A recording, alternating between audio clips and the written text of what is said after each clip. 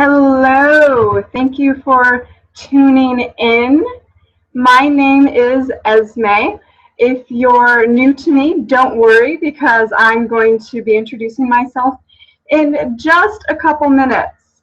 I wanted to go ahead and make sure that we aren't having any technical problems before we get into the meat of the presentation. So if you can see me and hear me, you can see me and hear me, I'm just going to assume that everything's working fine. If you cannot see me or hear me, please leave a message in the chat box on the Facebook 101/live page. Now, I'll be going ahead with the presentation in just a moment. I just want to double check a couple things, make sure everything is working on my end, which it appears to be. Excellent.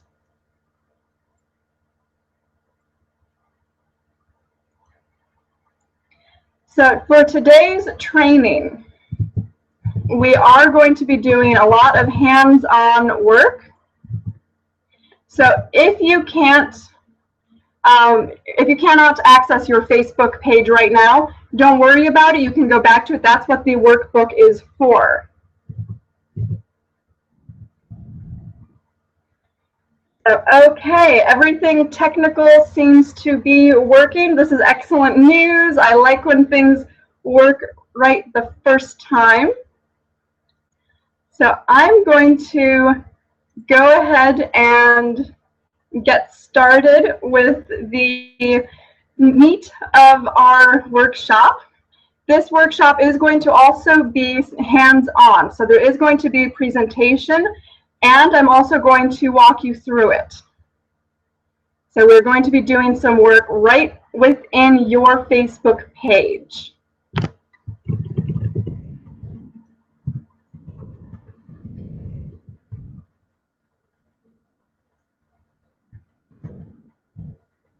Okay, I'm sharing my screen now. So hopefully you can see this. So excellent. So today's class is Facebook for Yogis 101. We are working on how to leverage your Facebook page and use Facebook as a medium to grow your yoga business. Facebook is a complicated social network. Facebook does have a lot of restrictions and limitations, and it's always switching things up. But there are some things that you can be doing that will make your experience and your fans' experience on Facebook a little bit better. And that's what we're going to be working on today. So a little bit about me. So my name is Esme. I'm the founder of 42yogis.com. I'm a yoga teacher, wellness coach, and business coach. I came to yoga a few years ago after having some health challenges. And yoga has been essential in helping me get healthy. I have a background in internet technologies and in small business administration, and so I use that background to help yoga teachers, fitness professionals, and wellness coaches get a little bit more profitable and make more authentic connections within their businesses. So I have been working online since the mid-90s. I built my first website when I was just a kid, and I've been doing it on a fairly consistent and professional basis since 1999. I've helped dozens of companies with their web presence, and additionally, with the advent of social media, I started helping companies and individual business owners and individual consultants grow their social media presence which in turn helps grow their business. It's all about being social these days. You cannot be in business without being social, and that is what we are going to be focusing on for the first several classes here in the Yoga Business School. This class is not for everybody. This class is for you if you are new to Facebook. If you're just getting your Facebook page off the ground, this will help you. If you have a fan base but you kind of plateaued, if you're struggling to grow it, if you're struggling to get engagement or increase your engagement, this is the place to be. Also, this class is for you if you know you need to be on Facebook, but it just feels like a really big waste of time.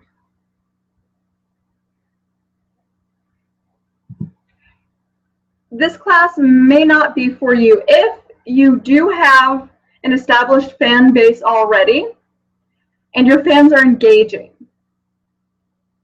Also, this class is not for you if you have a social media manager and you're outsourcing all of this data and all of the content curation for Facebook. We are going to be covering a lot of content today. We are going to talk about what post types convert best, what post types have the highest rate of engagement, how to find the best time to post for your audience. The best time to post for your audience is not necessarily the same as the best time to post for my audience. I'm going to show you how to find that. We're going to talk about how to consistently create content. We're going to touch on creating visual content quickly and easily, how to curate content from other pages or brands,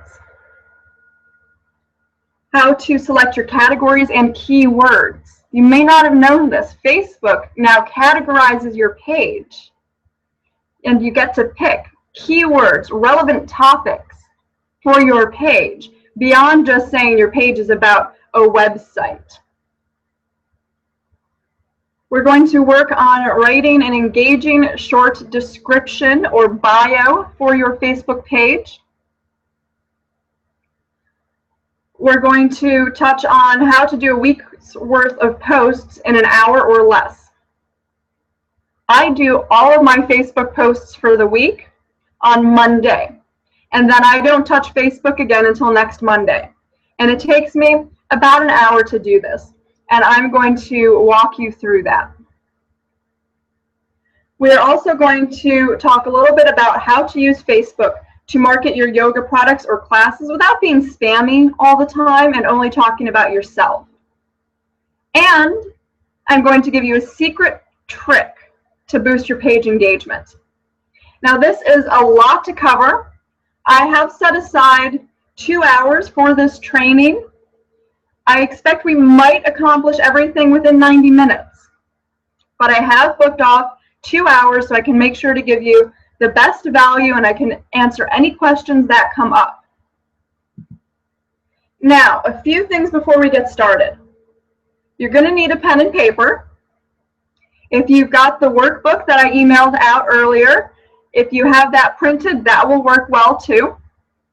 Make sure you turn off your phone. We don't want any distractions coming in. Make sure you close your email. But unlike most workshops, I want you to keep your Facebook open, because after the presentation, we're going to open up Facebook and I'm going to show you some hands-on things that you can do. I'm going to show you how to use your insights. I'm going to show you how to set up your keywords, and we're going to be working on your descriptions, among many other things. Now, Facebook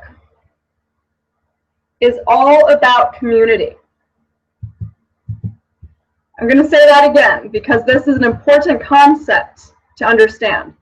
Facebook is not about you. Your Facebook page is not about you. This could be a really hard concept to wrap your mind around because, after all, Your Facebook page is there for you. It is there to represent you, right? That's what you had in mind when you put together your Facebook page. But that's not what Facebook is about. Facebook is not about you, not from a business perspective. Your personal Facebook, it's fine to be all about you. It is fine to be all about yourself and your cats and your dogs and your babies. That is expected on a personal Facebook profile. Your business page, your business profile is about the community. It is about what you have to offer the community that is of value. It is not about, hey, look at me, I just did this really cool thing. It is not about, hey, buy my brand new yoga mat. It is not about, hey, look at this fancy yoga pose I can do. It is about your community. It is about what you have that you can give them. If your page is not delivering value, you are doing it wrong. If your page is not delivering value, you are probably having a very low engagement rate. You're probably having a hard time getting new fans, and you're probably struggling to maintain this. Because you know, deep inside, in your heart of hearts, that you don't like it when Facebook pages are selfish. Like when you go to a Facebook page and all they do is talk about themselves and they're not giving you anything of value, you probably don't like it very much. Now, if you're struggling to offer value to your community, you're probably having a little bit of an internal conflict, which is keeping you from growing your page, which is keeping you from really feeling like it's worthwhile.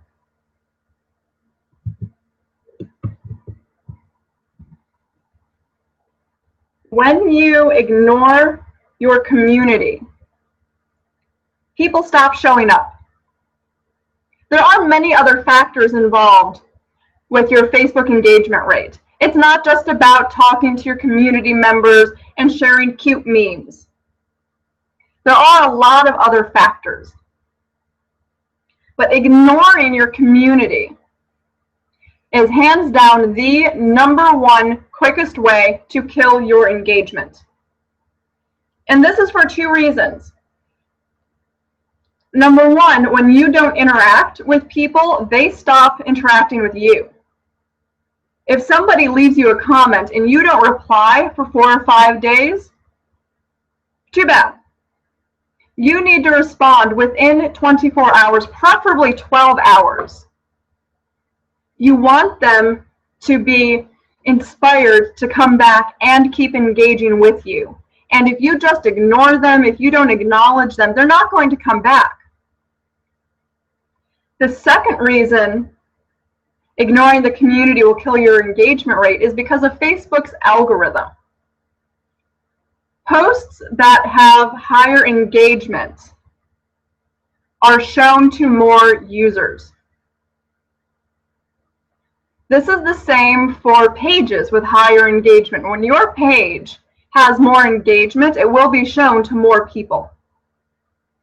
Facebook's algorithm rewards engagement. So if somebody responds to a comment on your page, if somebody says something about a photo you post, you have to respond. It is your obligation. It is part of growing your brand, but it is also part of being a good community member. It is part of supporting your community.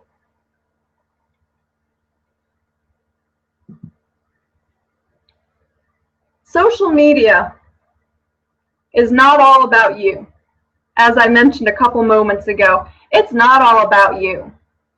What you do has to give value to your community, because your community is not going to interact. Your fans are not going to respond if you're not giving them value. When all you're doing is talking about yourself, saying, hey, buy my product, hey, come to my yoga class, that's not value. That makes you look selfish. You need to make sure that you give value to your community. And something that I want you to be thinking about throughout the rest of this workshop is, what will your community find valuable? What is it that you have to offer that your community will find valuable, that they will get use out of, that they will go, oh my God, I'm so glad I followed this page because now I got this piece of information. I got this piece of inspiration. Keep that question in the back of your mind throughout the rest of this workshop.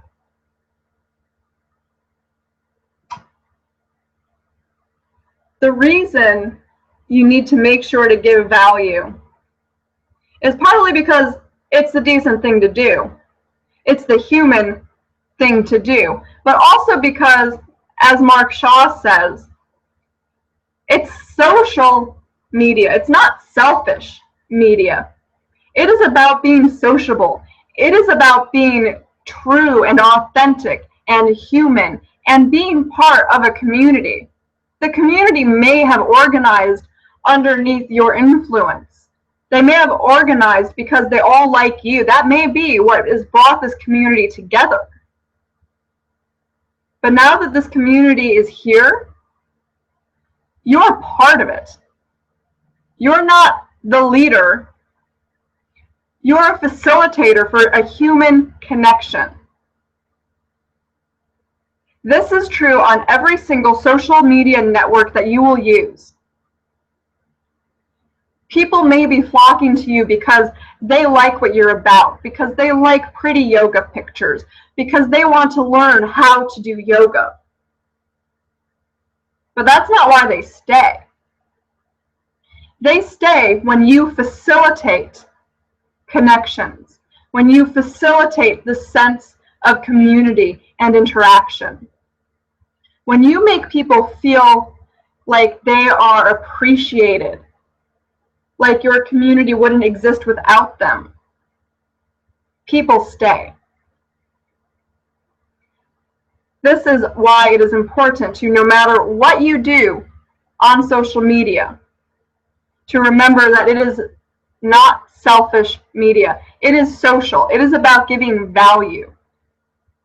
Everybody likes to feel appreciated. Everybody likes to feel like part of a community.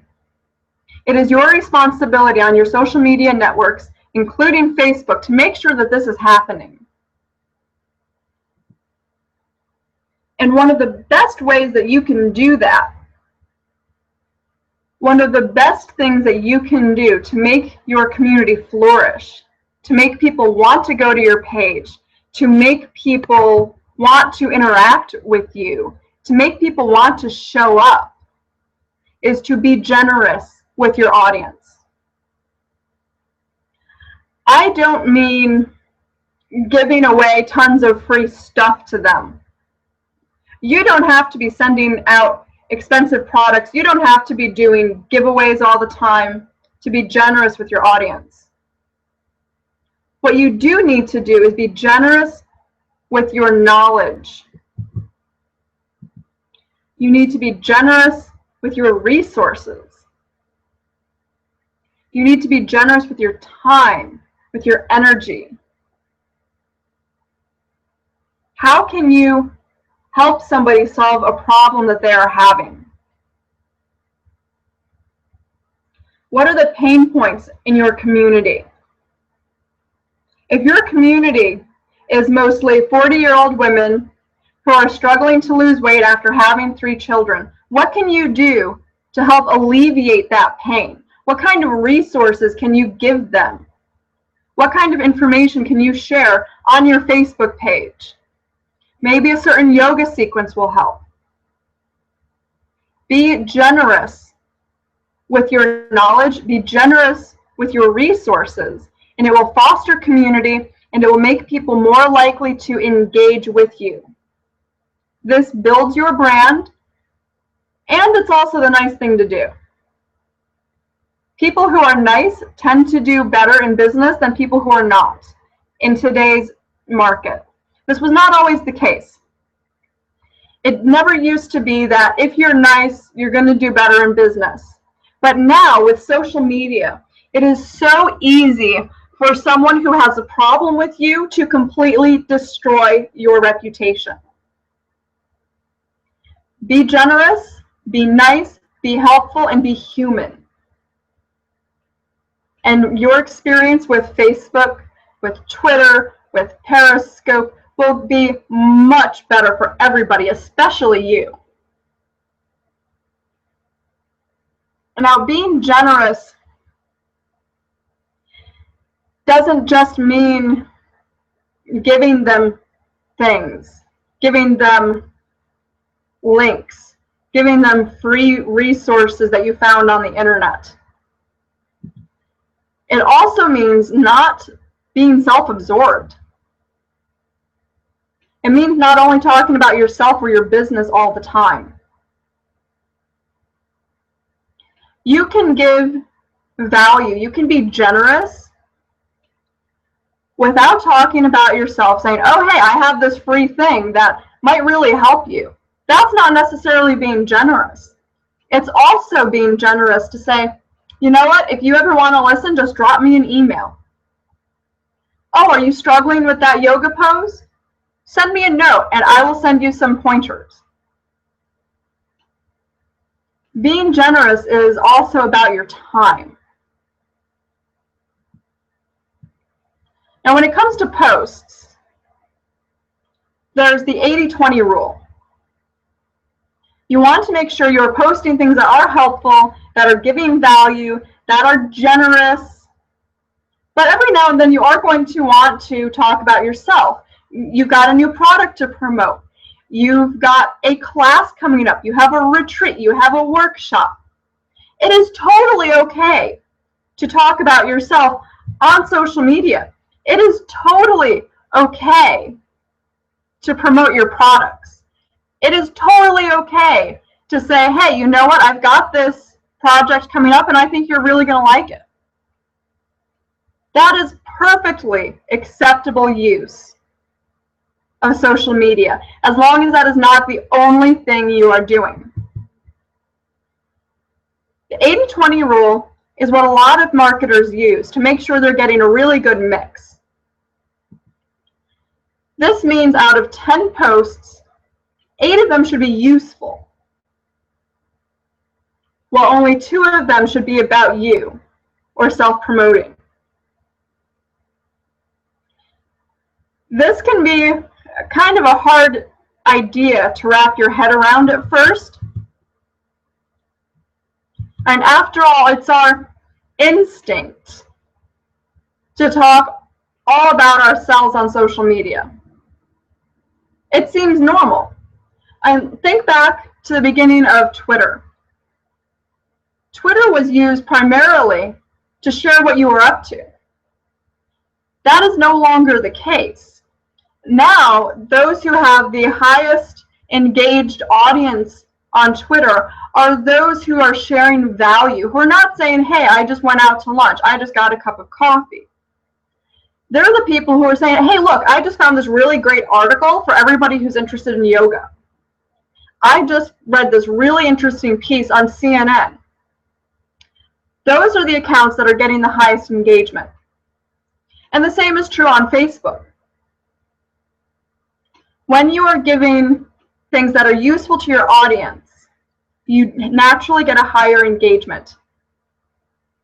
But, of course, you should also use this audience every now and then to talk about yourself, to help promote something that you're working on. Now, here's a couple examples. Here's what this looks like, all right? 80% of your posts can talk about yoga without talking about you. If you're a yoga teacher in Sao Paulo, you can also talk about other really interesting yoga things going on in the city. You can talk about yoga industry news, like the Yoga Day that happened in June. This new yoga mat that's coming out, how the brand Lululemon is now making beer which I don't know what that's about, but it is somewhat related to yoga as it is about a yoga brand, so you could share that on your Facebook page. You can give facts about yoga.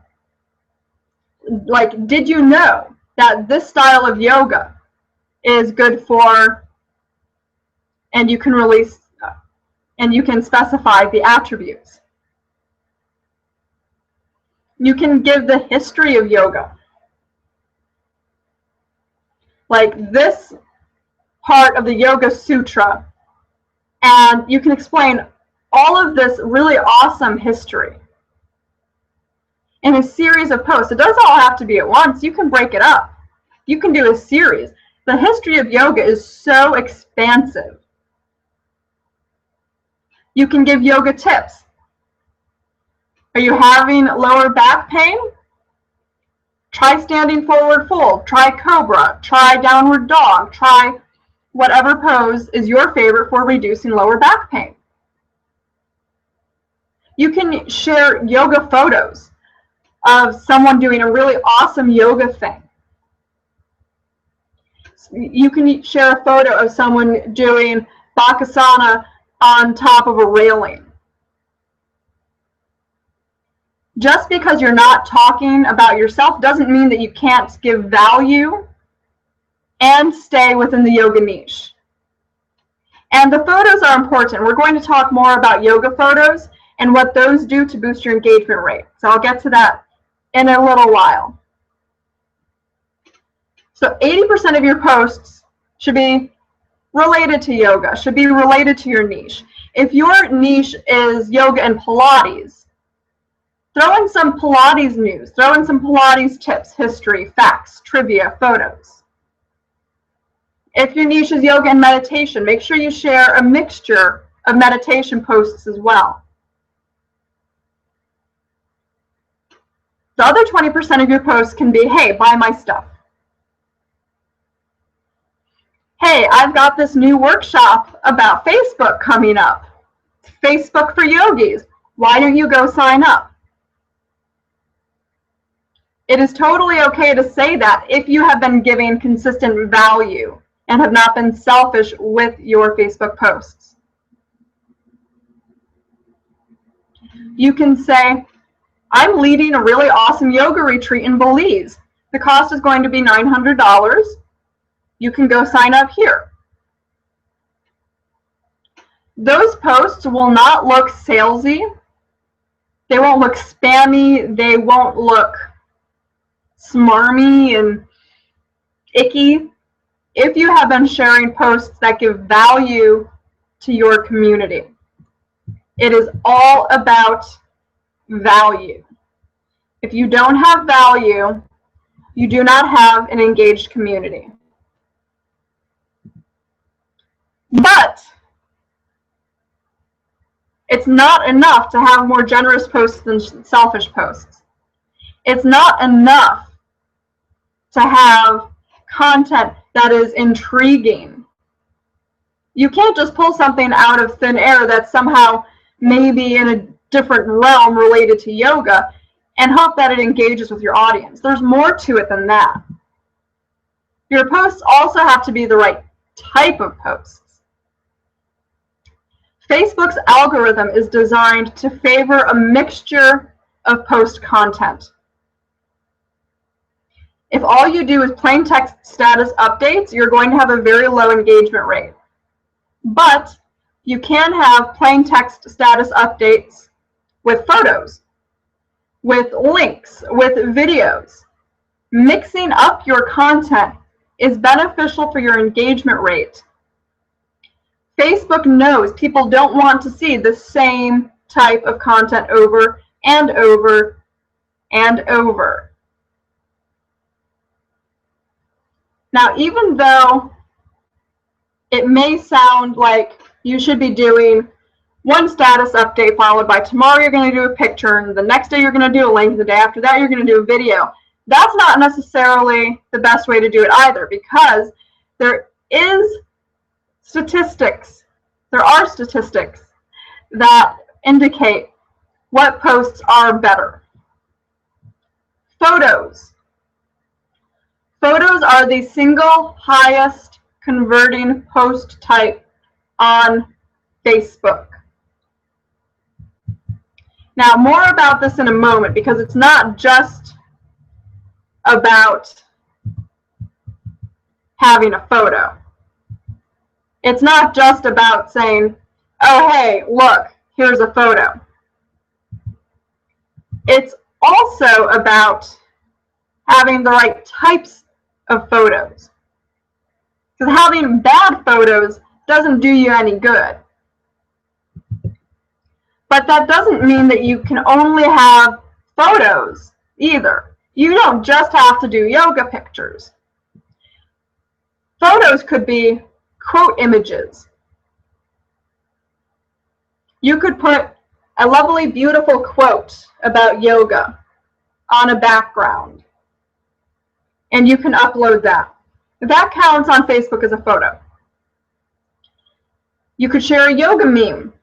There's some pretty funny yoga cartoons out there that you can share. Those count as photos. And also, of course, beautiful yoga photos.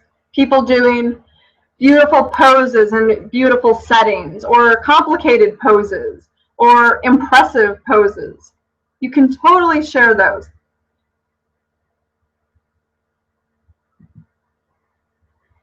The one type of photo you do not want to share is the photo that comes directly from your Instagram.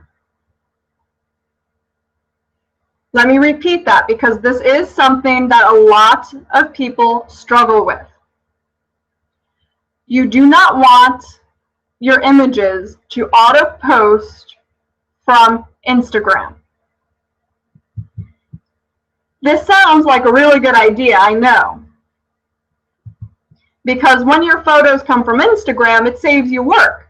You post the photo on Instagram, it auto-posts to your Facebook, and boom, you're done. It sounds like a really good idea in practice, and there are some social media consultants who teach posting from Instagram to Facebook. They recommend it. But there are a couple reasons why you do not want to do this. Reason number one, Facebook uses a different aspect ratio than Instagram. The best converting images on Facebook are of a different size. They have different dimensions than Instagram.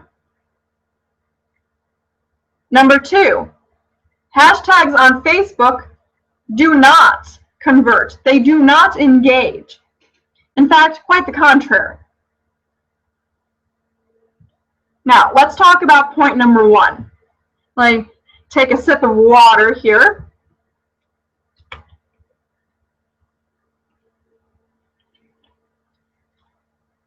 So, point number one, the best images for Facebook are of a different size and aspect ratio than Instagram.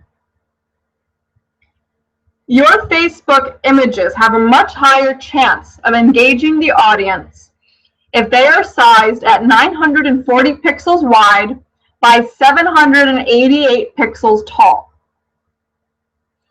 Yes, this seems like a very arbitrary number. I do not know how Facebook came up with this number, but they did. The reason that 940 by 788 is such a good conversion and engagement size for your images is because the images in the timeline, the images that you post to your page that show up on your timeline when someone is scrolling down, display at 470 pixels by 393 pixels. That is half the size of the ideal image. When you make your image 940 by 788, which is twice the size of the timeline image, plus 2 pixels on the height. I'm not entirely sure why that's important, but that is important. Statistically, photos that are 940 by 788 engage better than photos that are 940 by 786. It's 2 pixels, but for some reason it makes a difference. Now, in the timeline, it won't show up as 940 pixels. But when somebody clicks the photo in the timeline and it comes up in that little light box and you have the comments on the side, it shows up usually at 940 by 788. This is also based on the resolution of the user's device. If somebody is on a mobile device, it will not show up at 940 pixels.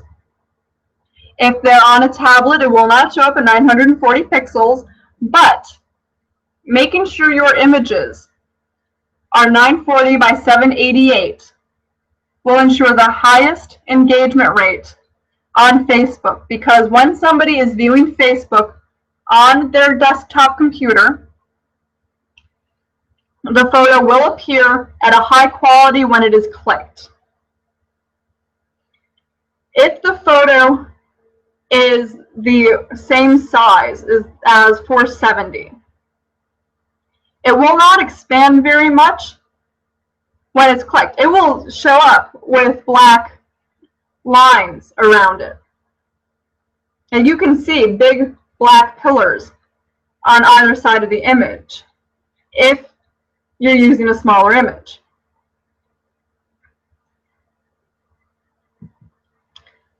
Now, you've got your post size. I hope you wrote that down. You've got your ideal image size. But that's not enough. You can't just take a bad image, crop it to 940, and hope that it works. It also needs to be a human post. It needs to have some sort of emotion attached to it. Does it make you feel happy? Is it really impressive? Does it make you go, oh yeah, I want to learn that? Does it teach something? It needs to have something that triggers the human side of the viewer. Is it well designed? Your posts, your image posts, whether they are graphic design or photos, need to be well designed. If you are taking photos yourself, you need to make sure that you have really good lighting. If you're taking photos from somebody else, that's another story, and we'll talk about that in a moment. If you are designing images using a service like Canva, which we're going to go over in a little while, you need to make sure the composition is okay. It can't be too cluttered with text. Facebook is very picky about that. It cannot be too cluttered with text. If it is, you cannot use it in an advertising post later on, should you want to. And your photos need to be clear. They need to be sharp. They cannot be blurry. They can be blurry, but they will not convert if they are blurry. At bare minimum, if you are posting photos, you need to make sure that they are shot with good lighting, that they are shot in focus, and that you are legally allowed to use them. This last part is very important. If you do not own the photo, it needs to be a Creative Commons license. Creative Commons means that often you can give photo credit, which is to say, photo was taken by Charlotte Johnson, and then you can use it. Often, Creative Commons photos do have restrictions about whether or not you can modify the image, which means you cannot put text on the image and turn it into a quote image. But often, if you give photographer credit, you can use the image on your Facebook page. If you're trying to take all of your photos for your Facebook page yourself, you're just making more work for yourself. You are making this way harder than it needs to be.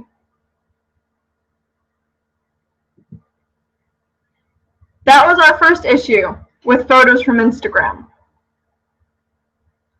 Our second issue are hashtags. Instagram loves hashtags. On Instagram, the highest converting posts have tons of hashtags. The last official number that was released was 32 hashtags. That's absolutely ridiculous, and not the case on Facebook at all. Statistically, Facebook photos, or any post for that matter, whether it's a video or a link or a text status update, will have lower engagement if you use hashtags. Posts without hashtags have higher engagement. I know this sounds absolutely insane, because on Instagram, hashtags rule. On Twitter, hashtags rule. Not the case on Facebook. I hope you can see this clearly. The image is a little bit small here. There was a study that was done that indicates quite clearly, if you use hashtags, the median viral reach of your post will be much lower. If you do not use hashtags, your reach will be higher. Now, the company who did this test tested an image posted with a hashtag, and they posted the same image, the same time, the same day of the week, without a hashtag, and the statistics are fairly compelling. Now, you may notice if your post has a lot of hashtags in it, if you're posting photos directly from Instagram with all of their original hashtags, that you may have even 0 likes on the post on Facebook, while the same post on Instagram can have dozens of likes. Not all social networks are created equal. What works on Instagram does not necessarily work on Facebook.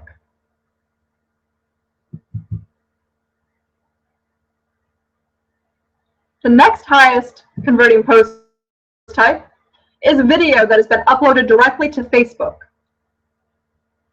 Not video that is on YouTube and you are linking to it on Facebook, but video that you have recorded and uploaded directly to Facebook. This is a very highly engaging and converting post type. It is not better than photos yet, but with the advent of Periscope and the Google Live or the Facebook live streaming that has recently come out, video will soon start to outperform photos on Facebook.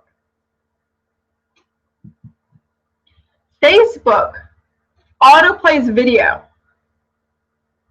If you are scrolling through your timeline, if you're scrolling through your news feed, and you see a video, it usually autoplays. When it autoplays, you usually stop scrolling for a few seconds to watch the video.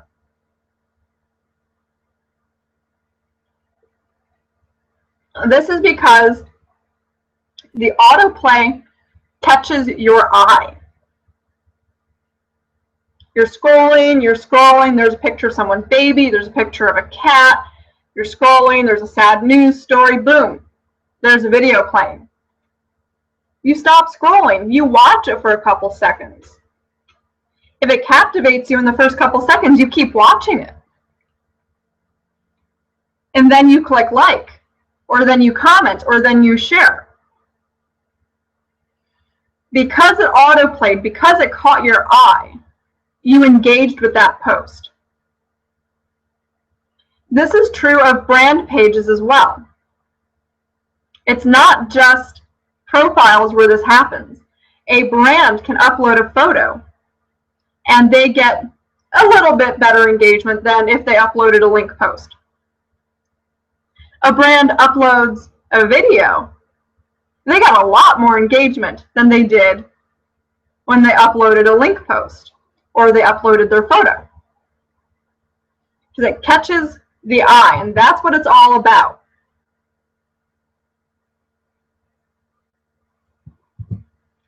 The next best engaging post type is link posts with captivating descriptions. Okay, and that part is key. You can spam links on Facebook all day long, but if you're not giving the user a reason to click, a reason to interact, they're probably not going to. They might just keep on scrolling. I know I do. If all you do is you post a link with a couple keywords, no description, no explanation why this is a valuable link for me to go read, why should I? It used to be said that link posts were hands down the best converting type of post on Facebook.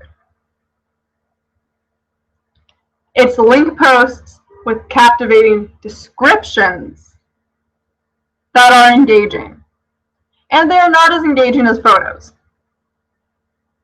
Photos have since outpaced link posts by quite a bit.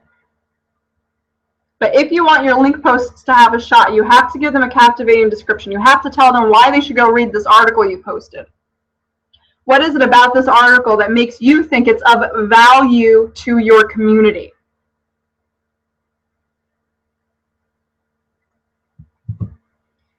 Now, those are the three best types of posts for Facebook. What about the bad posts? There's a lot of bad Facebook posts out there. I don't know if you've noticed. Auto added from another social network.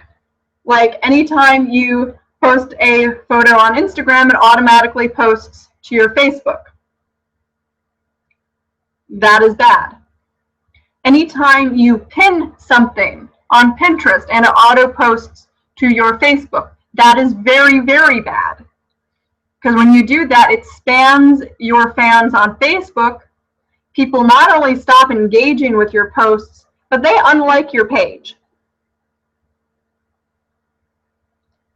The second worst type of post on Instagram or on Facebook, the second worst type of post on Facebook is one with no clear description or call to action. That's like what I was saying about the link post. You post a link with no description, no, hey, why should I go look at this? Or you post something and you don't tell the user what to do. A call to action can be as simple as, hey, check this out if you're interested in learning about mindful eating. I found this to be a really great resource, and mindful eating has been helping me become more balanced in my life. The check this out at the front, that's a call to action. Calls to action happen all the time. They happen everywhere. You see them, you use them, you do them. And the reason is because they work. If you're posting a blog post from your website, as part of your 20% of posts that are all about you, you will get more people to click if you say, today I talk about the benefits of doing downward facing dog in the morning and how it can really help you get in alignment with the rest of your day. Click here and read the post if you're interested in learning how to take charge of your day with one simple yoga pose. I just made that up. If that sounds like a post that you're interested in writing, by all means, write it and send me a link. You can even use the Facebook post that I just said. But give them the call to action. Tell them what it's about, how it can help them, and to go read it. The third worst post type is something that is blurry, out of focus, or hard to read. If you are taking photos and they're not sharp and they're not clear, they're not bright, eye-catching photos, people are going to ignore them. People are very, very visual. And if your photos are not eye-popping, they're probably going to scroll right on by. Now, you could have a really well-designed photo with really good light, but if it's not quite 100% perfectly focused, people can scroll right on by and not even notice it, because it's that little element of focus that draws the eye, that gets people in there. And if you're posting graphic photos that have been designed by a graphic designer, that have texts and quotes or an inspiring affirmation, and it's hard to read, people will scroll right on by. If you're posting with white text for your quote and there's a lot of white in the background of the image, people will scroll right on by because they can't read it. And here's a little secret for you: people are impatient. People are impatient, and they have a very limited attention span, especially when it comes to the internet. If it does not grab them immediately, and if they cannot immediately figure out what this is that they're looking at, they keep on scrolling. They do not click like. They do not go past go. They do not collect their $200. The fourth worst post type is a post that has been copied from somebody else's page. There are tons of yoga pages out there. It is going to happen that we share the same meme, or we share the same photo, or the same article. But if you saw an image on someone else's page first, and you posted it on your own page, and you didn't give them credit, it just makes you look kind of scammy and icky. You've got to give credit where credit is due. You have to. It's part of being online. It is very, very easy for someone to call you out for stealing their post. It is very easy for them to make you look unethical. So don't do it. And the fifth worst post type is something that's completely irrelevant to your audience. Now, this is a big one. This is a really big one. I see a lot of people doing this. A post that doesn't mesh with the rest of your brand, with the rest of your posts, will get ignored.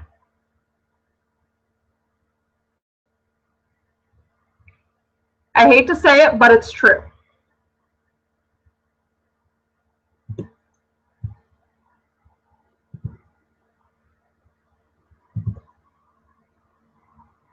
If you're posting something about lingerie, but your page is about yoga and meditation, people are not going to know what the hell you're about, and they're eventually going to stop following you. If you post something about kayaking and you're not talking about how yoga can help you become a better kayaker or reduce soreness after kayaking, people are not going to know what the hell you're about. It's as simple as that. All right, so let me get my presentation back on track here. So I got a little rambly there for a moment. I apologize.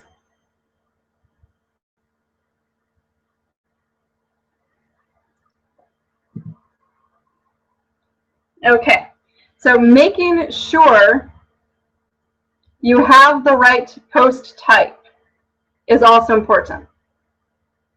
It's not just about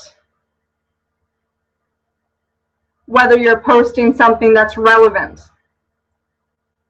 It's not just about posting a video. It's not just about posting a link or a photo. You have to also know when to post. And this is different for every single brand page. So now we are going to open up Facebook Insights. If you have your Facebook open, navigate over to your Facebook page. And I will do this with you. We can work on this together, and you can see where to find this information.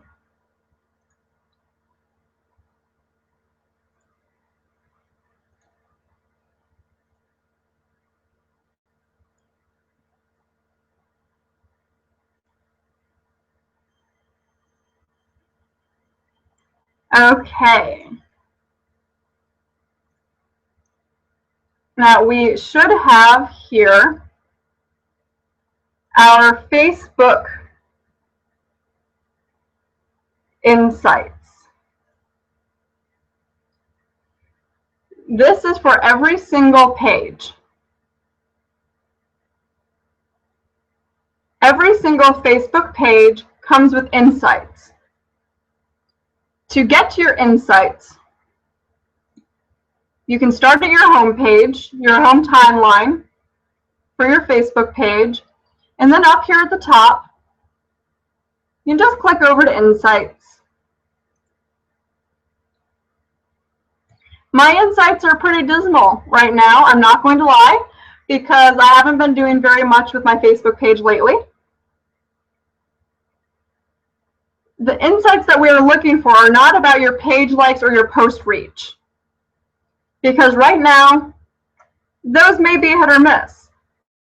If you haven't been posting high quality content or whatever, this page is not going to be very helpful for you at this moment.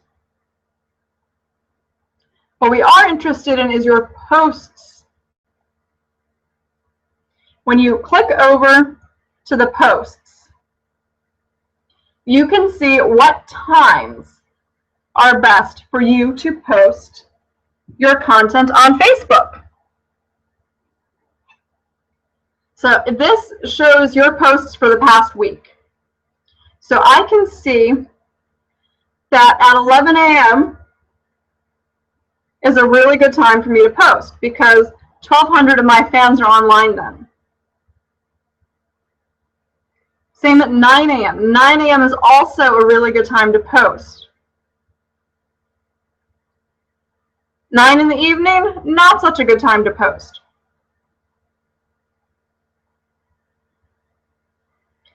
These are very important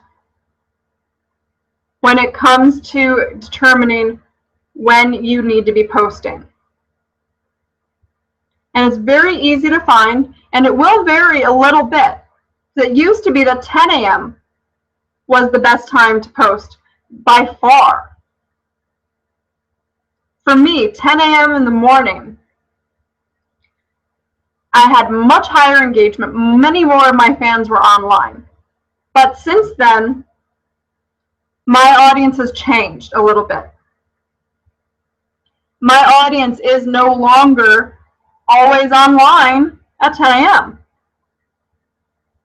We have a little bit more at 9 a.m. So this is important to know. Last year, 7 a.m. was the best time for me to post. That's changed as well, as my fan base has changed. Every time you get more fans, your insights will change. They will evolve. The best time to post for this current group of fans will be different as opposed to the fans that you had last year, that you had 4 months ago, that you even had a month ago. Your insights will help you.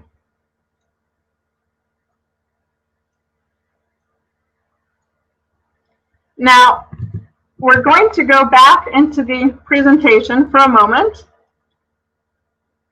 and we're going to start talking about brand consistency and where that starts on Facebook. Now, you know how to find your insights. You know how to figure out what time you should be posting for your audience, not my audience, but your audience. And now we're going to work on a few other things that are very important for securing your future Facebook success. And that is brand consistency.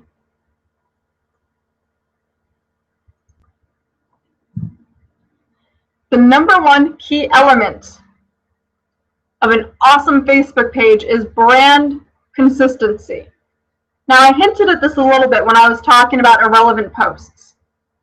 You don't want posts that are completely out of the realm of what is expected from your page, because it does not stick to your brand. It is not consistent. Brand consistency will get you targeted followers, followers who agree with your message, followers who are in alignment with your truth, with your values. If you're posting things that are all over the map, that are from different industries, from different niches, it can be very, very hard for people to figure out whether or not they're part of your tribe. Now, this brand consistency must exist across everything you do on your Facebook page, across your posts, about your cover image, your profile picture, but it starts with your short description. Your short description is one of the first things that people see if your page is recommended to them. If your page shows up as a recommended page by Facebook, which Facebook does do, your short description and your profile image are what is going to show up. Now, let's work on your short description. If you have the workbook I emailed, and this is the time to use it. Otherwise, you can just use a pen and paper. That's no problem.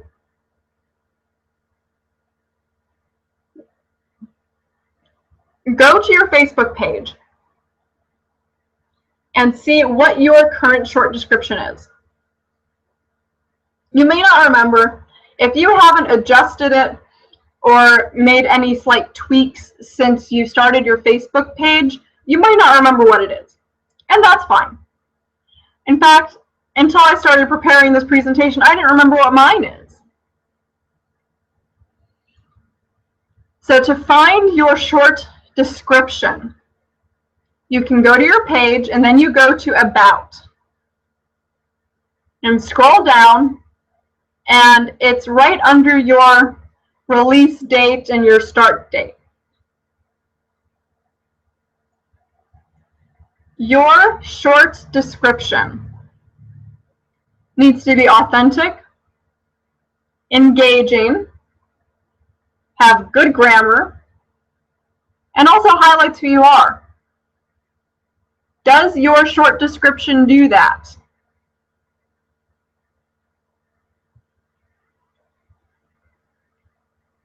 If you were a customer,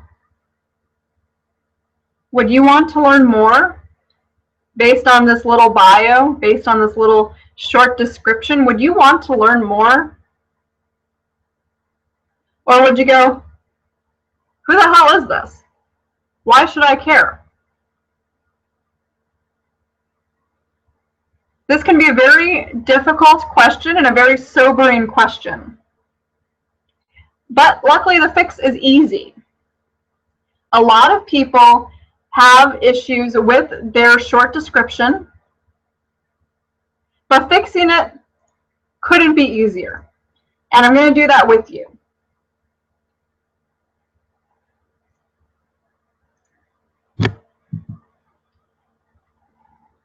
The good formula, a highly engaging and converting formula for your short description, for your bio, if your page is about a person, Facebook may call it a bio, is who are you plus what do you do?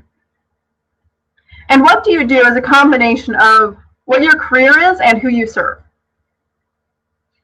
So who are you and what do you do?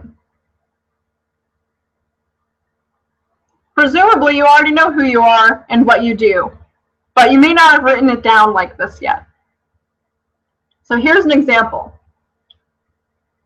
Your name is a yoga teacher dedicated to helping women use yoga to get in touch with their inner goddess.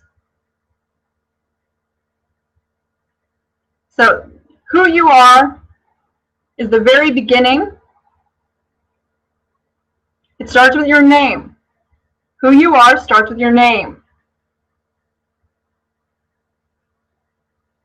If you are using a last name, use your last name as well. If you don't use your last name, like I very rarely use my last name in anything I do, I don't use my last name in my short description. And that is because I want it to be consistent across my brand.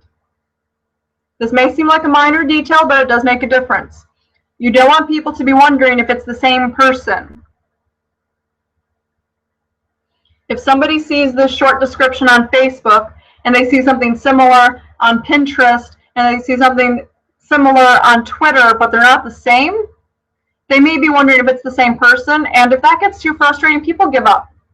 So make sure you use your name the way you use your name on all your other social media accounts.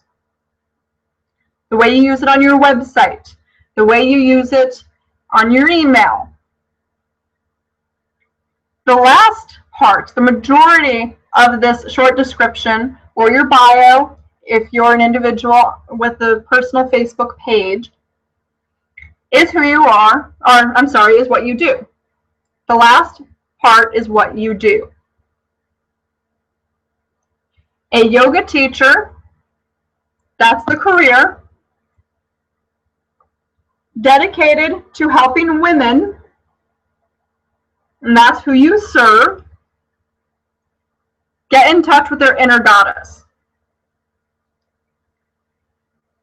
The last little bit, get in touch with their inner goddess, may not be necessary for you. That is not just who you are, what you do, and who you serve, but also what you help them achieve. This may not be relevant for you,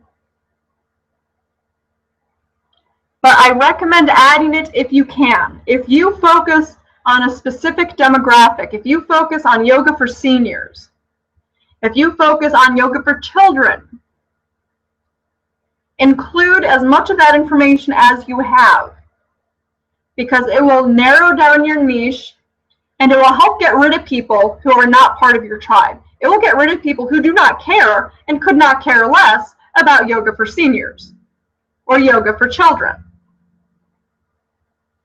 Be specific. Be consistent. Once you have this,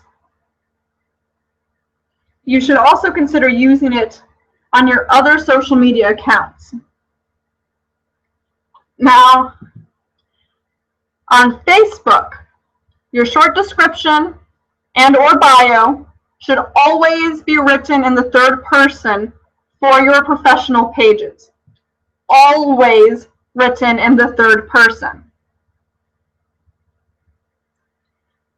This is not necessarily the case for Twitter, Instagram, Periscope, but it is for Facebook. Facebook descriptions on brand pages need to carry a similar tone. They need to carry a professional tone.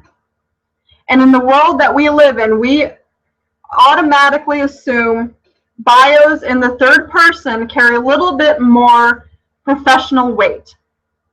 I do not know why this is. It is rooted in psychology, but it does work. Also, this sets you up for future expansion and growth in your business. This sets you up to potentially hire another yoga teacher to work with you. You are a business, but that doesn't necessarily mean that you have to do it all yourself. It could very well be that in 6 months, in a year, you're going to turn your yoga business into a little company. You may travel to other yoga studios. You may travel to businesses and teach yoga to corporations in their boardroom. Setting the tone at this stage for your future growth, using something as simple as the third person can really make a difference. Because down the line, when you start to expand, you're not going to have to work with this misconception that you're just a little solo yoga teacher who just sort of does a free community yoga class every once in a while when she feels like it. It makes you look more professional. It makes you look more authentic.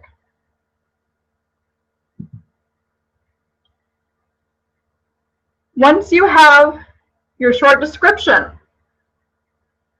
you also need to pick your categories and your keywords for your Facebook page.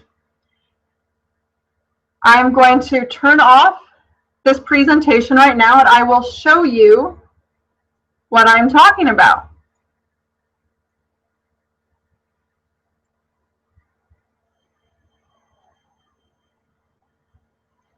Okay. Now let's share my Facebook page. Okay, so when you go to your Facebook page, you go to your About section. You can see here's my short description. Because I'm not branding my page, I'm branding my company. I don't say anything about me. If you're branding a yoga studio, that's the way to do it. Also on this page, your category and your keywords, your topics. Now, your category is important because when people are searching for something in that category, your page could show up. So for 42 Yogis, we're a website and a blog, and we're also a health and wellness website. So these are your options when you're picking the category for your page.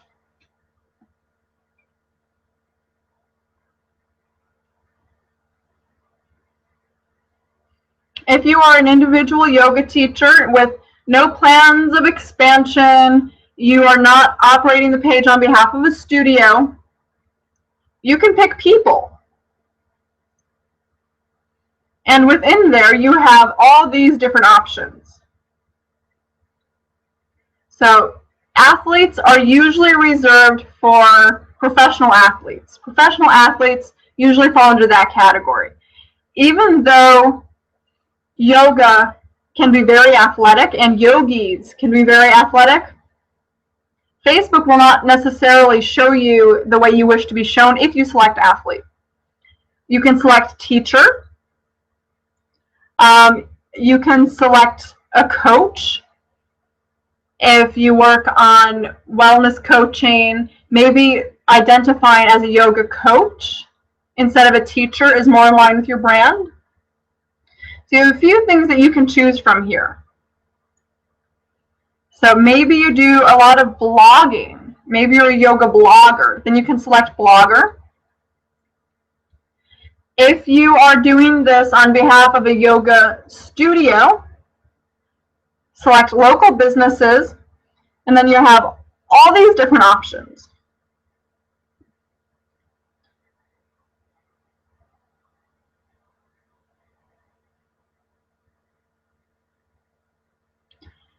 And I'm not seeing fitness off the top of my scroller here. Fitness was a category. They must have moved it. So that's something else. When you select your categories, in the future you might have to go back and redo them, because Facebook does make changes as they start to work on their algorithm and they start to work on the system for their page promotions. So while health and fitness used to be a category here, I don't see it right now. You could go under, if you're focusing on teaching other yoga teachers, you could go under professional services. You could do sports, recreation, and activities as a yoga studio. After all, yoga is an activity. So for me, I'm a website and a blog. Well, I'm not, but 42 Yogis is. And we're in the health and wellness industry. So those are your categories. Now, when somebody searches for blogs, and they search for health and wellness blogs, 42 Yogis is going to come up. It may come up lower on the list because I don't pay for Facebook ads, but it will still come up eventually. The other very important area to address is topics. Now, these used to be called your keywords, but now they're called topics.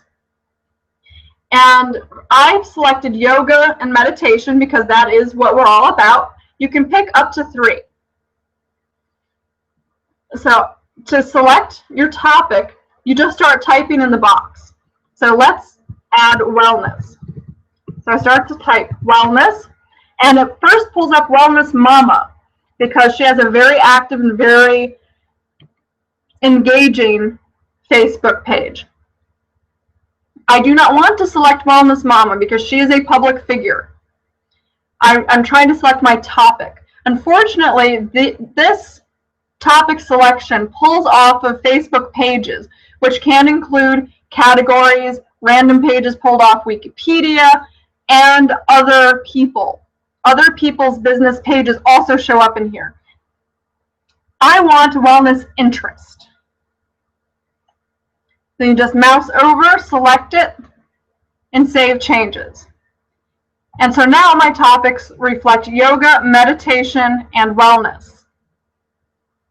This will be valuable for marketing down the line should I decide to do any Facebook ads.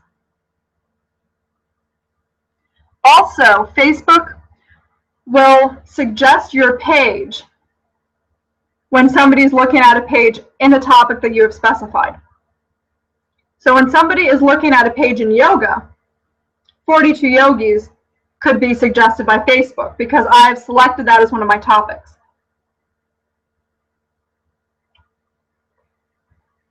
Okay, how are we doing on time here?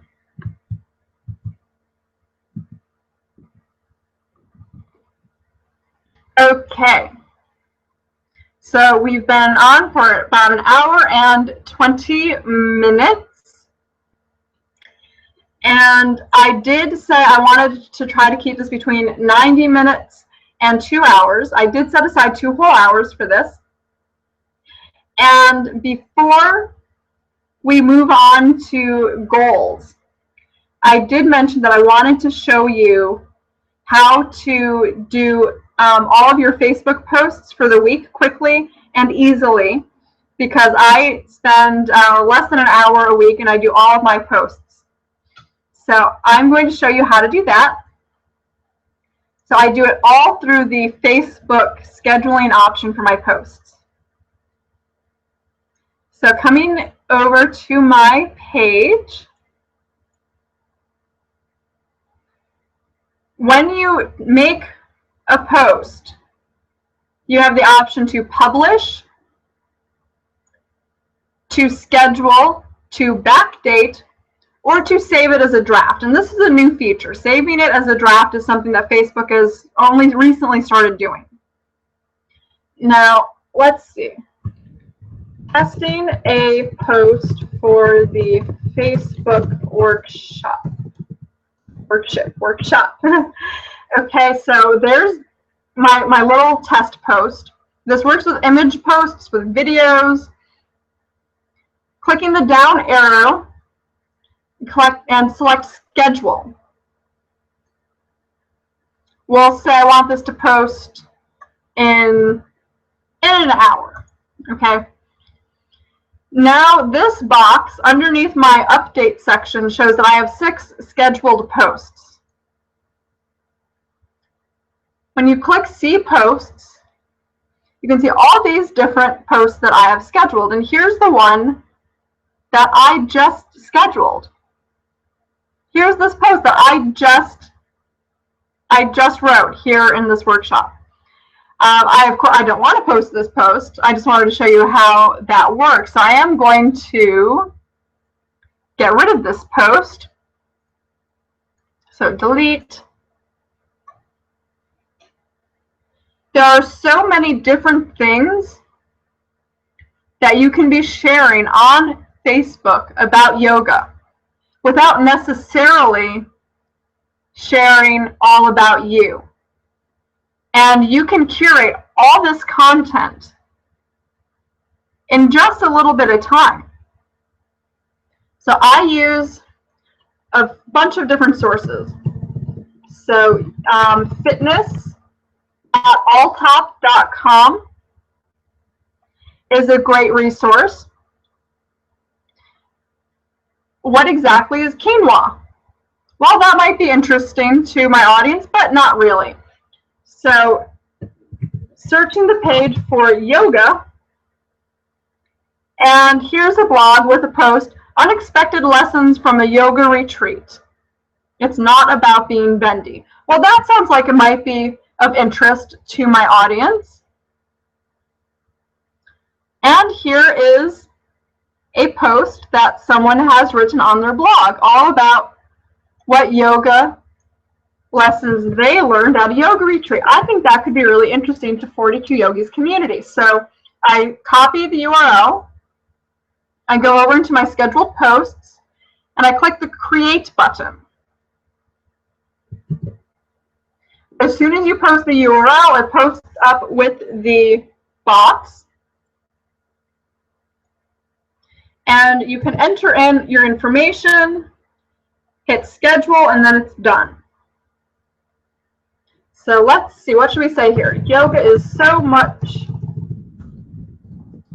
more than being super bendy and able to do handstands. Here are some unexpected lessons Chris learned at a yoga retreat. Now, instead of hitting publish, I hit schedule. Select the date and time. I have no post scheduled for Tuesday, so I will schedule it on Tuesday at one of my best times to post is 11 a.m. I hit schedule, and there it is. There's the post that we just found off of alltop.com. Using content curation resources like Alltop or Google News or even Pinterest. Pinterest is a really good one. You can get all of these posts done for your week in just a little bit of time, and then you don't have to mess with Facebook the rest of the week. Facebook is no longer a time suck. See, and this is one of the pain points for a lot of people in the yoga industry. They know they need to be on Facebook, but it feels like a waste of time. When you schedule your posts, it does not take nearly as much time out of your everyday life. We all have things that we would rather be doing than messing with Facebook, right? I mean, we want to be teaching yoga. We want to be helping people with meditation or getting healthier. We don't want to be sitting on Facebook all the time. So that is my recommendation. You curate content from other sources. And the secret tip for increasing your engagement is something that I wanted to show you. You can do something called the photo album stack. When you're on Facebook, you can post a photo using this button. It will go right to your timeline. This is not very good for your engagement. What you do instead is post 4 photos to an album. And I'm going to show you where to get the photos, and I'm going to show you how to post them to your timeline and what it means for your engagement, okay? So I have this app called Yoga Poses, very creatively named, I know. This is an app that you can install on your Facebook page, and what it does is shows you all these awesome yoga photos in one spot. So it's very easy. So if you go to 42yogis.com, go to Yoga Poses, and then click Get This App. It opens up to this page, and you click Install on your page, and the setup is very, very easy. Now, what this app is tons of photos that people have submitted all about yoga. There's some really awesome yoga photos here in this app. All of these photos are Creative Commons. You can use every single one of these photos.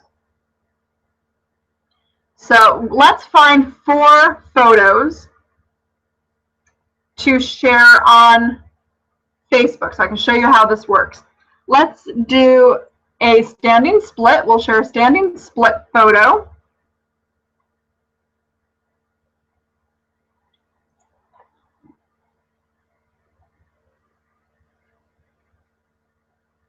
So all you do is select the photo. You can see where the photo opens here. Control-click the photo, and it will open in a new tab. So here's this big, beautiful yoga photo that we can use. So I'm going to save it. We'll call it Workshop 1. And you do this until you have 4 photos. So next photo, or you can do it completely at random. This is another Christine Hewitt photo. She's an amazing yoga photographer. Control-click, it opens in a new tab. Save image as Workshop 2.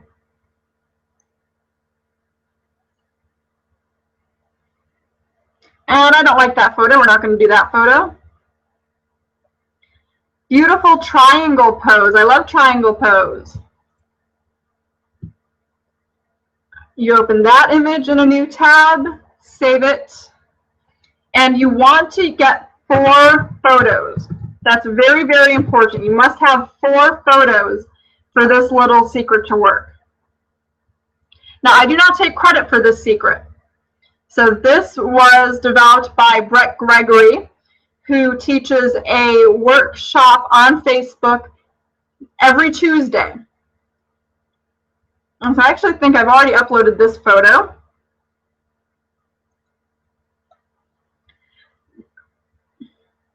Okay, this one's interesting. Lotus in the street. So we'll open that in a new tab. Save it as Workshop 4. And then back on your page, you go to your photos. And then you select albums. I've had this album going for quite a while. It's called Graceful Yogis. And this is where you add your photos. So all the photos that you just downloaded, see, and there's that warrior photo that I just mentioned. Every time you add photos to this album, it makes a new post on Facebook. So you can select all the pictures at once. If you hold down the Shift button and you click Open.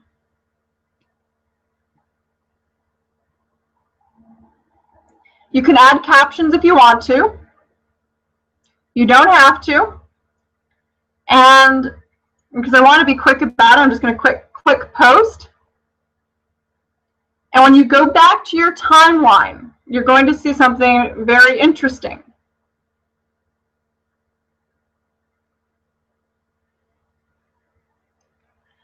All 4 of those photos are now on my timeline. 1, 2, 3, 4. And it's a very engaging setup. You have the big photo and the littler photos. And then look at this. Look at all the engagement on this post.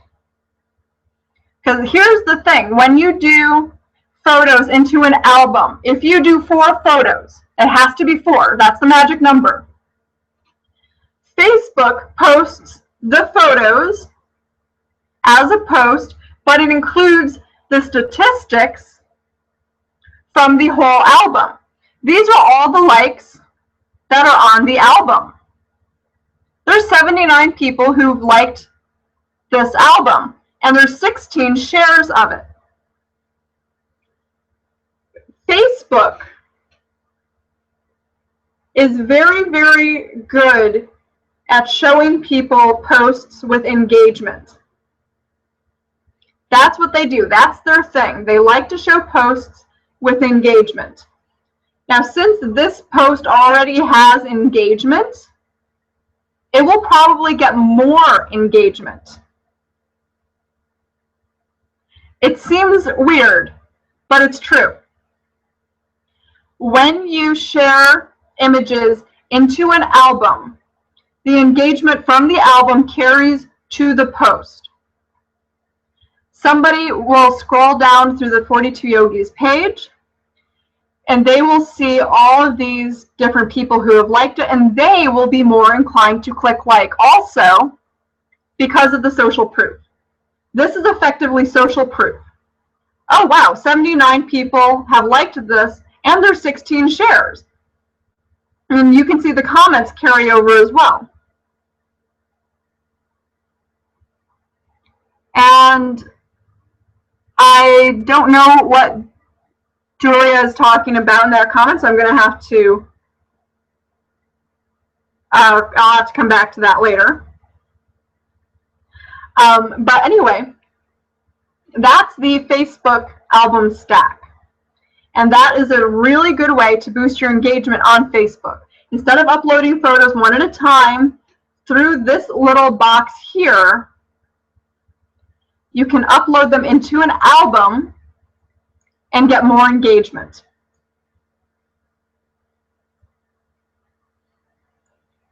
Now, we're going to go back to, okay, we're going to go back to the presentation really quickly, because before we wrap up, I want to talk to you about goals. Now, you should have your worksheet or your workbook. If you don't, that's okay. You can follow along with me anyway. Goals are important to making sure you are successful on any social media platform. Now, in the workbook, in fact, I'll show you the workbook. I will screen share the workbook for you.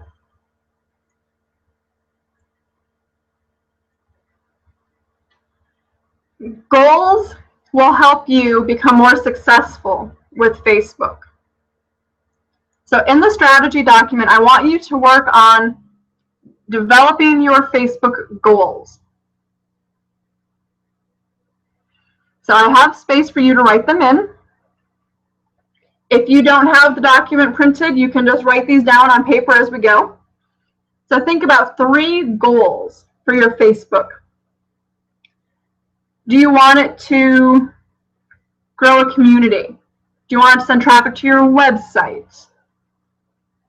Very, very useful goals. There is no wrong answer here. And also think about your goals for each post. What do you want people to feel? Do you want people to feel inspired, motivated? Do you want them to get knowledge? Think about what you want them to feel for your posts. Also, start to think about how often you're going to post. You do not have to post 9 times a day. In fact, you can get away with posting only once. There are some brands that do quite well with only posting a few times a week. You do not need to post all the time to be impactful on Facebook. How often you feel like posting is entirely up to you. You may have a lot going on. You may not want to post multiple times a day. You may not want to post 5 posts a day. You may only want to do 1 or 3. You can always adjust this later. If you find that you're posting in the morning, in the afternoon, and in the evening, but the evening post isn't really working, it's not getting a lot of engagement, you can just stop doing the evening post. Like, this is not set in stone. You need to be able to move and grow your Facebook strategy based on what is working, based on what starts to work, based on how your audience changes. And think about the types of content. Are you going to post photos, links, videos, questions? Think about the following types of content. Photos.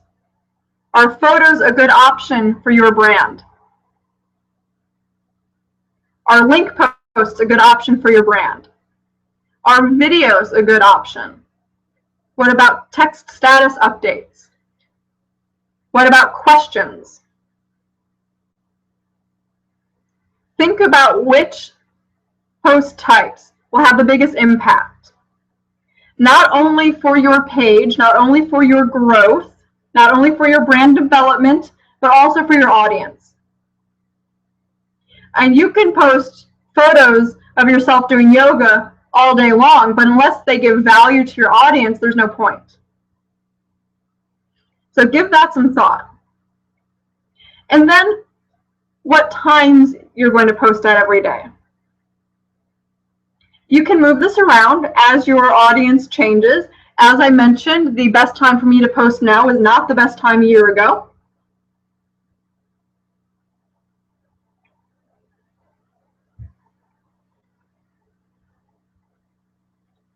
If you're struggling to figure out what you want to get out of Facebook, I have a list of ideas for you. And I did leave a line blank so you can fill it in with something that I necessarily didn't think of, with something that may be appropriate for your brand but not for somebody else's. You don't have to just pick one. You can pick 3, you can pick 9, however many you want. But you need to have an objective. I will use Facebook to build awareness in my yoga business or to conduct market research. Facebook is a powerful tool for market research. And then we have your metrics. Okay, and this is where we start to get into the details, the nitty-gritty of Facebook. Using your insights, as I showed you earlier, you can monitor all sorts of different metrics. I do not recommend monitoring your metrics daily. That's just going to drive you insane. You don't need to do it more often than once a week. Arguably, you don't need to do it more than once a month. When you start to have accelerated growth of your fans and of your engagement, then you should be doing it weekly. But when your growth has been slow, when your engagement has been slow, you're just going to be wasting your time to do it every single week. But if you are like me, and you do like data, and you like numbers, you can totally do it once a week. But I don't want you to get discouraged if you don't see a big shift in your numbers week after week. So today, I'm going to give you some homework. Today, I want you to write down your current fans and your current engagement rate. And this is all available under your metrics. for your Facebook page. All of this is available to you as a page, which is one of the main reasons that you want a page instead of having just a profile where you share information about yoga, because you don't get the same information.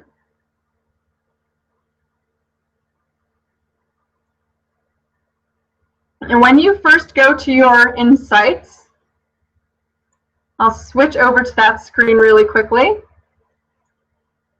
When you first go to your insights, you can see your total likes, and you can also see your engagement.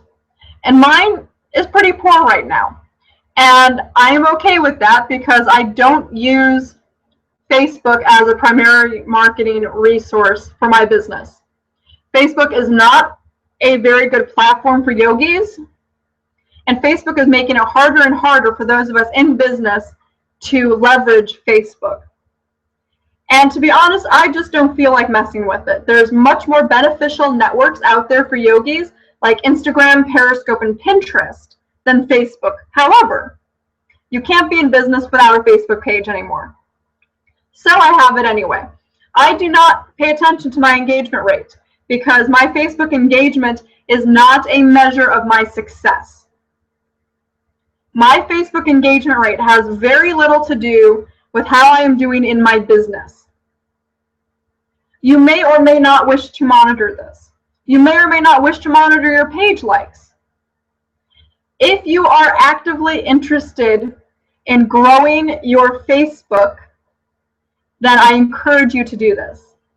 If you are interested in growing your community, in increasing your likes, in becoming more of a Facebook yoga authority, then keep track of this information. You also might want to monitor what your fans are, their ages, their genders, their locations. This can be very important targeting if you're going to be going very focused in the future with your Facebook page. And this will change. It used to be most of my fans were in the United States. Now a lot of my fans are in Serbia. It will change and it will evolve. Now, if growing your page is something that you really want to do, you have to track it regularly. So today, month 1, enter your number of fans and enter your engagement rate. And then in a month, in mid-September, come back and do it again. And in October, do it again. And in November, we're going to be moving into Facebook for Yogis 201, which is a more in-depth Facebook training for yoga teachers. We're going to be focusing on the really specific nitty-gritty instead of more of this broad overview that we've been doing today. This has been more of a remedial course. We're going to get into the nitty-gritty of Facebook in November. And in November, that's going to be month 4. I am going to want you to write down your number of fans and your engagement rate, because starting in November, when we start working on your posts and working on cultivating much more authentic engagements and interactions, we're going to need to have a baseline. In November, we are not just going to be doing plain old posts. We're also going to be working with ads. You'll be able to see the difference between your organic growth versus your paid growth. But you need a baseline, and that's what this is about. Now, if you're struggling for ideas of what to post, which you might very well be, because where do you get all this information? Where do you get all this great yoga stuff? Here are some ideas for you on the last page of the workbook. You can do quotes, memes, beautiful yoga poses that you get out of that app I just shared with you. You can share industry news. You can recommend products. You can share little thoughts that have come to you while you're on your yoga mat. You can talk about different local events, meditation tips, mantras, affirmations. It goes on and on and on. And for curating content, that is to say, sharing content that is of value to your community, but not necessarily created by you. That is to say, other articles, other photos. Here's where you can go. Google News is a really great place to find yoga-related content. All you do is you type in the keyword yoga.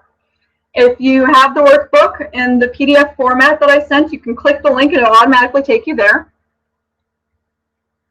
YouTube has awesome yoga videos and content that you can share. All Top Fitness, as I showed you earlier.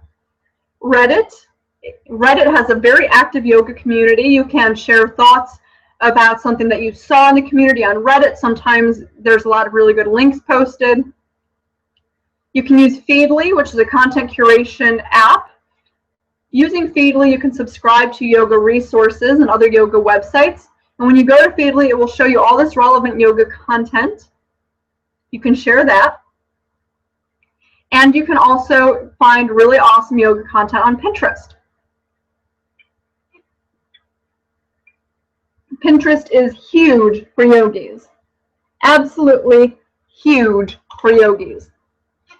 Also huge is Instagram, but you can't just share straight from Instagram to your Facebook page if it's somebody else's post.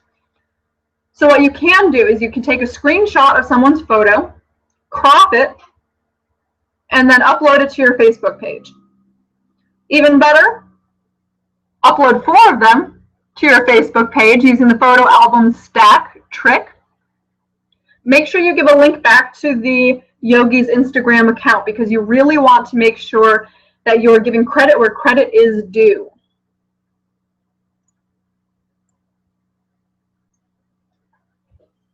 Okay, so that is all I have for you this afternoon. Let me check and see if we have any questions that have popped in. So if not, I am going to wrap up because I did want to keep this to under 2 hours and we're hitting that limit shortly. Okay, I don't see any questions in the chat. Let me check my email and Twitter really quick, make sure nobody sent me any questions there.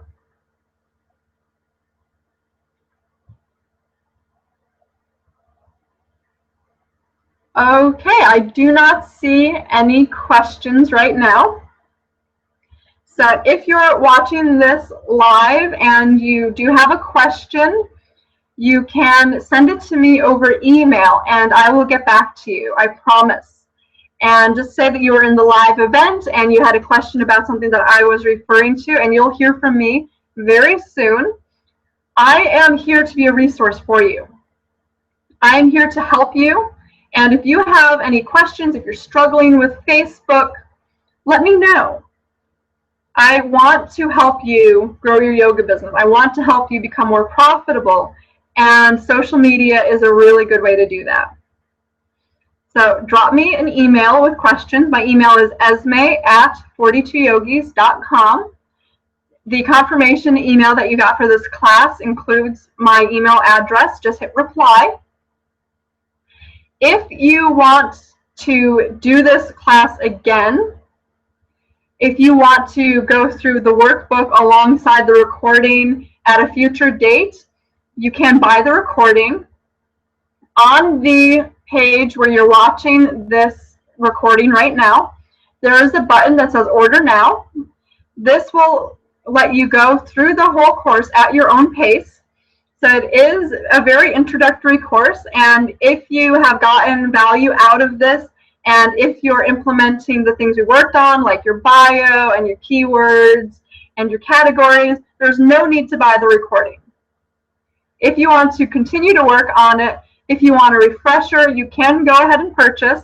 The recording will be available tomorrow once the recording has been edited. If you have any questions or concerns, please don't hesitate to drop me a note. And I thank you very much for joining me this afternoon. I hope that this has been valuable and useful to you. So here's to profitable yoga business. So namaste.